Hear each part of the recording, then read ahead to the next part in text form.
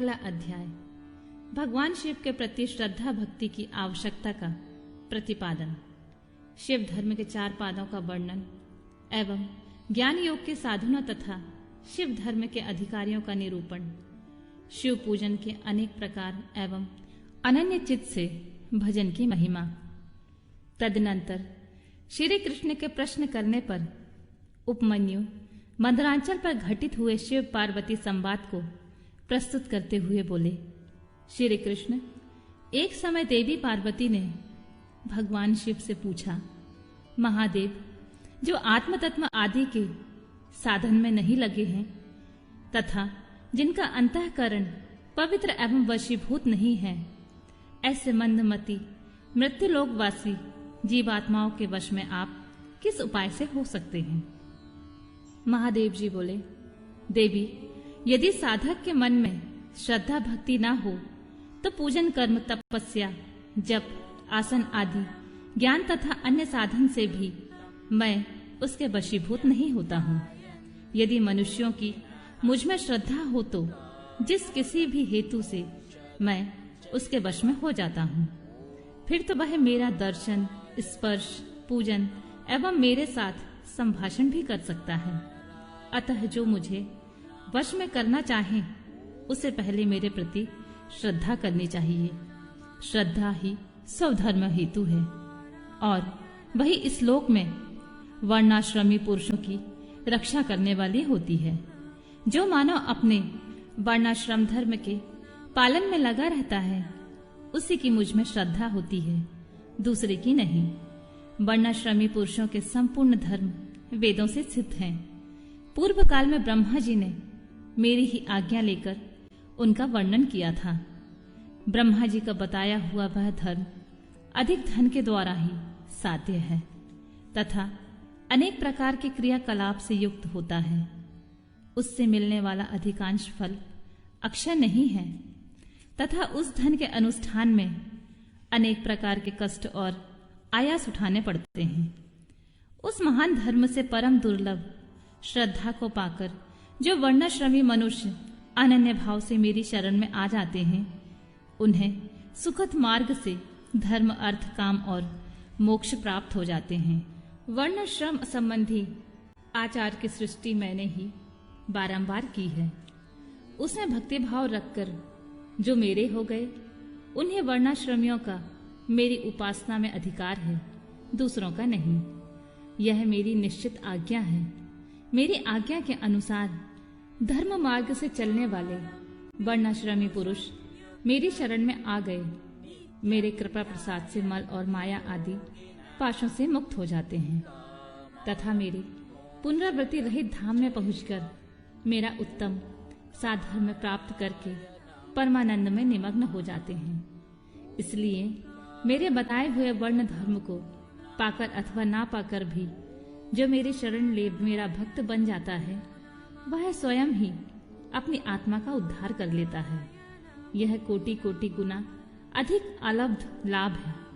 अतः मेरे इस मुख से प्रतिपादित वर्ण धर्म का पालन अवश्य करना चाहिए। जो मोक्ष मार्ग से विलग होकर दूसरे किसी वस्तु के लिए श्रम करता है, उसके लिए सबसे बड़ी हानि है। वही बड़ी भारी त्रुटि है, वही मोह है और वही अंधता एवं मूकता है।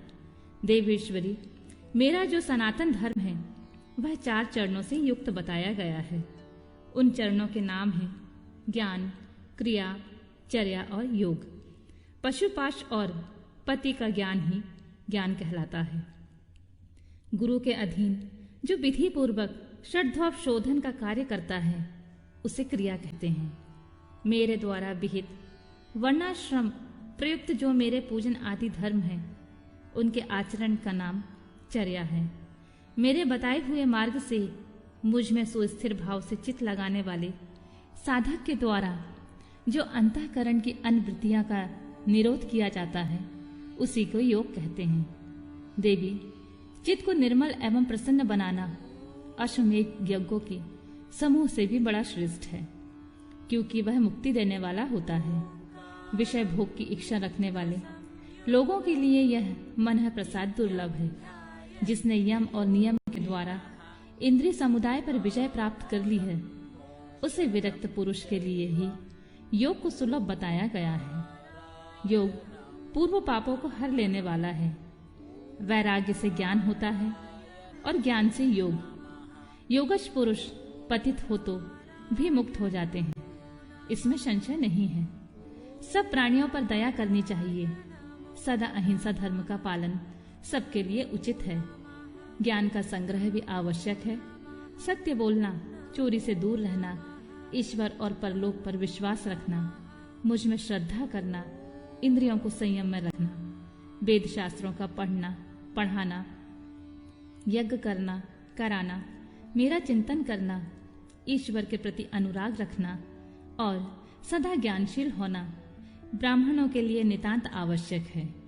जो ब्राह्मण ज्ञान योग की सिद्धि के लिए सदा इस प्रकार उपयुक्त धर्मों का पालन करता है, वह शीघ्र ही विज्ञान पाकर योग को भी सिद्ध कर लेता है।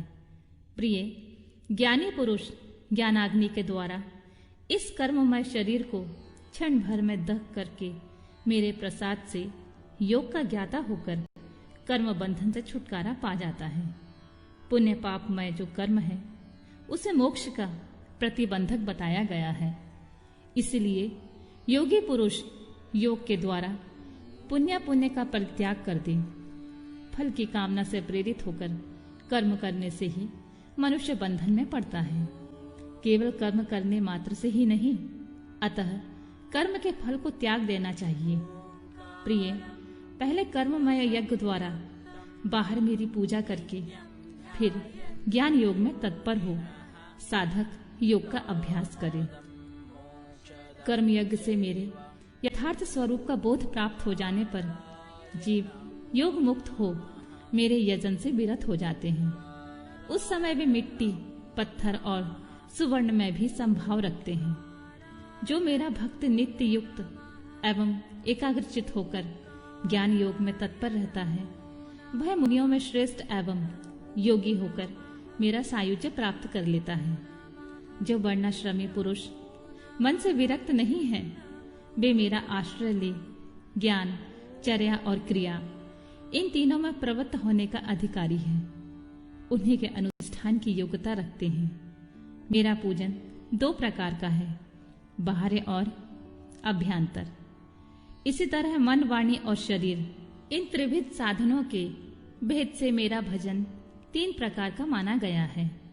तप, कर्म, जप, ध्यान और ज्ञान, ये मेरे भजन के 5 स्वरूप हैं। अतः साधु पुरुष उसे 5 प्रकार का भी कहते हैं। मूर्ति आदि में जो मेरा भजन होता है, जिससे दूसरे लोग जान लेते हैं, वह भार्य पूजन या भजन कहा गया है। तथा वही भजन पूजन जब मन के द्वारा होने में केवल अपने ही अनुभव का विषय होता है, तब अभ्यंतर कहलाता है। मुझ में लगा हुआ चित्त ही मन कहलाता है। सामान्यतः मन मात्र को यह मन नहीं कहा गया है। इसी तरह जो वाणी मेरे नाम के जप और कीर्तन में लगी हुई है, वह वाणी कहलाने योग्य है, दूसरी नहीं। तथा जो मेरे शास्त्र में बताए हुए त्रिपुण्य आदि चिन्हों से अंकित है और निरंतर मेरी पूजा में लगा हुआ है, वही शरीर शरीर है, दूसरा नहीं। मेरी पूजा को ही कर्म जानना चाहिए। बाहर से यज्ञ आदि किए जाते हैं, उन्हें कर्म नहीं कहा गया है। मेरे लिए शरीर को सुखाना ही तप है। कच्छ, चंद्रायण आदि का अनुष्ठान नहीं, पंचाक्षर मंत्र की आवृत्ति, प्रणव का अभ्यास तथा रुद्राध्याय आदि का बारंबार पाठ ही यहाँ जप कहा गया है, वेदा अध्ययन आदि नहीं। मेरे स्वरूप का चिंतन, स्मरण ही ध्यान है। आत्मा आदि के लिए की हुई समाधि नहीं। मेरे आगमों के अर्थ को भली भांति जानना ही ज्ञान है, दूसरी किसी वस्तु के अर्थ को समझना नहीं। देवी, पूर्व वासनावश बाहर अथवा अभ्यंतर जिस पूजन से मन का अनुराग हो, उसी में दृढ़ निष्ठा रखनी चाहिए। बाहरी पूजन से आभ्यंतर पूजा 100 गुना अधिक श्रेष्ठ है, क्योंकि उसमें दोषों का मिश्रण नहीं होगा तथा प्रत्यक्ष देखने वाले दोषों की भी वही संभावना नहीं रहती। भीतर की शुद्धि को ही शुद्धि समझना चाहिए। बाहरी शुद्धि को शुद्धि नहीं कहते। जो आंतरिक शुद्धि से रहित है वह बाहर से शुद्ध होने पर भी अशुद्ध ही है। देवी, बाहरी और आभ्यंतर दोनों ही प्रकार का भजन भाव पूर्वक को होना चाहिए, बिना भाव के नहीं। भाव रहित भजन तो एकमात्र छलना का ही कारण होता है। मैं तो सदा ही कृतकृत एवं पवित्र हूँ। मनुष्य मेरा क्या करेंगे?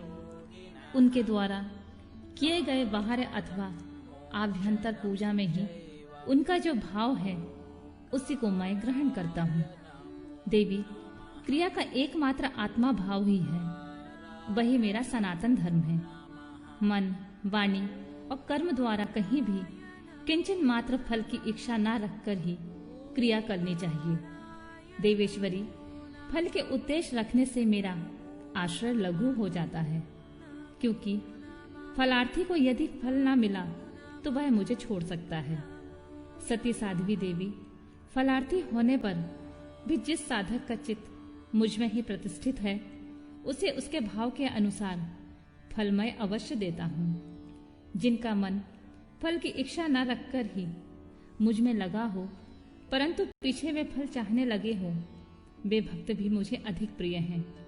जो पूर्व संस्कार वश ही फलाफल की चिंता न करके विवश हो मेरी शरण लेते हैं, वे भक्त मुझे बहुत प्रिय हैं। परमेश्वरी, उन भक्तों के लिए मेरी प्राप्ति से बढ़कर दूसरा कोई वास्तविक लाभ नहीं है तथा मेरे लिए भी वैसे भक्तों की प्राप्ति से बढ़कर और कोई दूसरा लाभ नहीं है। मुझ में समर्पित हुआ उनका भाव मेरे अनुग्रह से ही उनको माना बलपूर्वक परम निर्वाण रूप फल प्रदान करता है। जिन्होंने अपने चित्त को मुझे समर्पित कर दिया है, अतएव जो मेरे अनन्य भक्त हैं वे महात्मा पुरुष ही मेरे धर्म के अधिकारी हैं। उनके 8 लक्षण बताए गए हैं। मेरे भक्त जनों के प्रति स्नेह मेरी पूजा का अनुमोदन, स्वयं की भी पूजा में प्रवृत्ति, मेरे लिए ही शारीरिक चेष्टाओं का होना, मेरी कथा सुनने में भक्ति भाव, कथा सुनते समय स्वर, नेत्र और अंगों में विकार होना, बारंबार मेरी स्मृति और सदा मेरे आश्रित रहकर ही जीवन निर्वाह करना, ये 8 प्रकार के चिन्ह यदि किसी मलेच्छ में हो तो वह विप्र शिरोमणि श्रीमान मुनि है, वह सन्यासी है, वह पंडित है। जो मेरा भक्त नहीं है वह चारों वेदों का विद्वान हो तो मुझे प्रिय नहीं है, परंतु जो मेरा भक्त है वह चांडाल हो तो भी प्रिय है। उसे उपहार देना चाहिए, उससे प्रसाद ग्रहण करना चाहिए तथा वह मेरे समान ही पूजनीय है। जो भक्ति भाव से मुझे पत्र, पुष्प, फल अथवा जल समर्पित करता है उसके लिए मैं आदर्श नहीं होता हूँ और वह मेरी भी दृष्टि से कभी ओझल नहीं होता है।